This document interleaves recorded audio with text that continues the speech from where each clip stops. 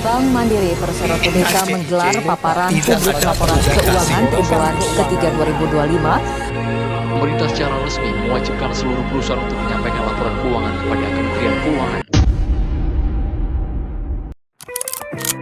Apa sih laporan keuangan itu dalam sebuah perusahaan? Dalam video ini, kita akan membahas secara sederhana tentang apa itu laporan keuangan, fungsi laporan keuangan, serta jenis-jenis laporan keuangan. Laporan keuangan adalah catatan informasi keuangan suatu perusahaan atau organisasi pada suatu periode akuntansi tertentu yang menggambarkan kinerja dan posisi keuangan entitas tersebut. Laporan ini disusun secara sistematis dan terstruktur untuk memberikan gambaran yang jelas mengenai kondisi finansial perusahaan.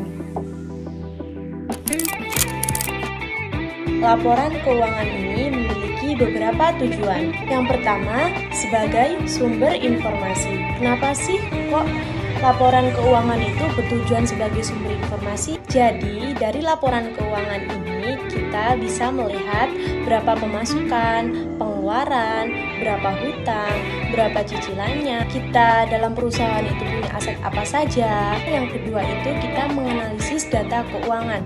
Misalnya, kenapa ya kok penjualan kita mengalami penurunan 10% dan kenapa ya kok gaji karyawan itu naik sekian persen. Nah, dari situ kita bisa menganalisis data tersebut. Yang berikutnya yaitu sebagai pengambil keputusan. Misalnya, kenapa ya tiba-tiba biaya produksi kita membengkak? Ternyata mesin kita tidak efisien karena terlalu lambat. Jadi kita harus membeli yang baru agar lebih cepat produksinya. Dari situ kita bisa tahu kenapa tujuan laporan keuangan itu salah satunya sebagai pengambil keputusan. Dengan adanya laporan keuangan, kita bisa mengambil keputusan yang lebih objektif sehingga perusahaan akan lebih maju.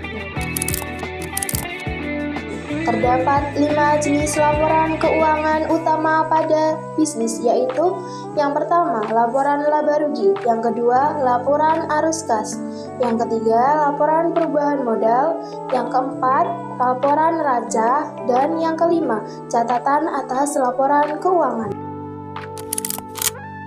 Laporan keuangan adalah catatan sistematis informasi keuangan perusahaan yang menggambarkan kinerja dan posisi finansial dalam periode tertentu, terdiri dari laporan laba rugi, arus kas, perubahan modal, neraca, dan catatan atas laporan keuangan.